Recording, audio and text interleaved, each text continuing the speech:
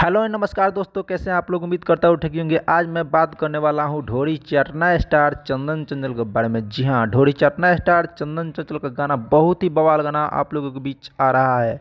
तो आप लोग यह जानना चाहते हैं कि ढोरी चटना स्टार चंदन चंचल का कौन सा गाना है और किस यूट्यूब चैनल पर आएगा और कब तक आएगा।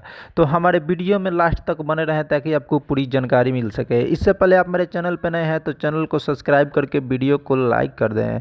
तो मैं आपको बता दूँ, ढोरी चटना स्टार चंदन चंचल का गाना फटाफट म्यूजिक के ऑफिशियल यूट्यूब चैनल पे 2 तारीख को यानी कल सुबह 7 बजे गाने को रिलीज किया जाएगा। जी हाँ, गाने का बोल है पढ़ैया पूरा कर बलमू।